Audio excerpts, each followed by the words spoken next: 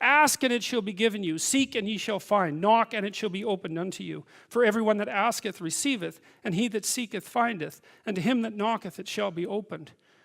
That sounded pretty optimistic again. But again, I think it's a description of the structure of existential reality, and by which I mean,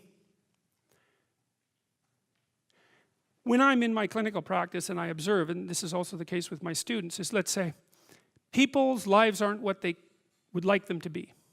And so then you ask, why? Well, forget about tragedy and catastrophe, because that's self-evident, and we're not going to discuss that. Although the degree to which you bring about your own tragedy is always indeterminate. But I would never say that every terrible thing that is visited on a person is something they deserved. I think that that's a very dangerous presupposition, especially because everyone gets sick and everyone dies.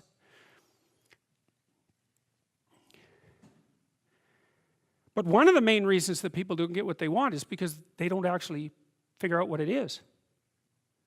And the probability that you're going to get what would be good for you, let's say, which would even be better than what you want, right? Because you might be wrong about what you want easily.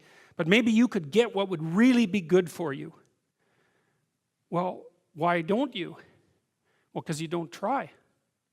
You don't think, okay, here's what I would like if I could have it. And I don't mean in a way that you manipulate the world to force it to deliver you goods for status or something like that. That isn't what I mean. I mean something like, imagine that you were taking care of yourself like you were someone you actually cared for. And then you thought, okay, I'm caring for this person. I would like things to go as well for them as possible. What would their life have to be like in order for that to be the case?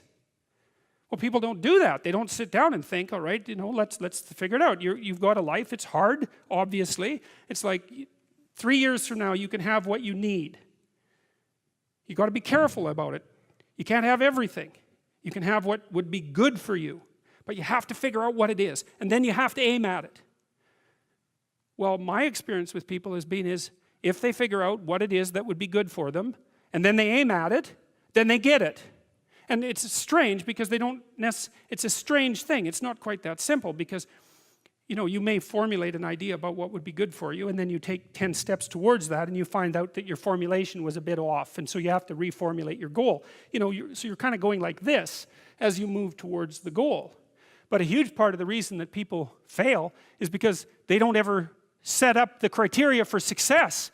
And so, since success is a very narrow line and very unlikely, the probability that you're going to stumble on it randomly is 0. And so there's a proposition here, and the proposition is, if you actually want something, you can have it.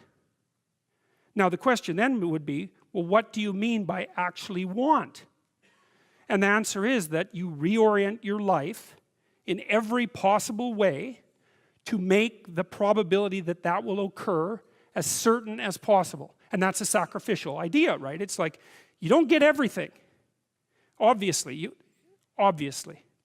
But maybe you can have what you need. And maybe all you have to do to get it is ask. But asking isn't a whim or today's wish. It's like, you have to be deadly serious about it. You have to think, okay, like I'm taking stock of myself. And if I was going to live properly in the world and I was going to set myself up such that being would justify itself in my estimation, and I don't mean as a harsh judge, exactly what is it that I would aim at?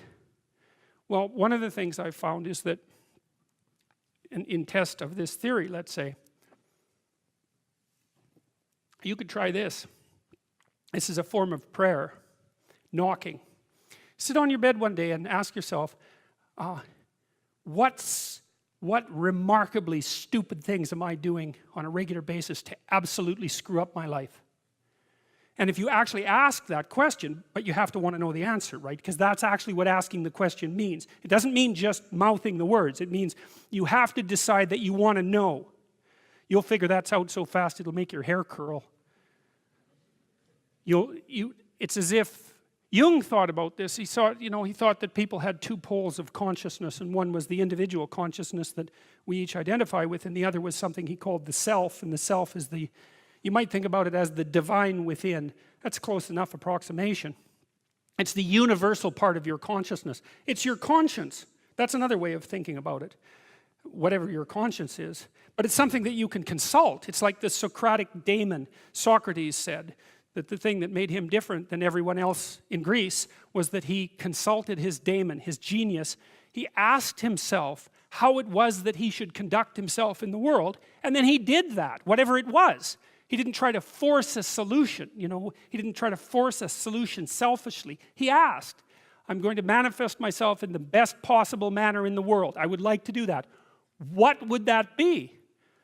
Well, you're perfectly capable of thinking. God only knows how. You're perfectly capable of immense feats of imagination and dream and fantasies. God only knows how you do all of that. What would happen if you consulted yourself about the best possible outcome for you? You might get an answer. Well, that's what this proposition is.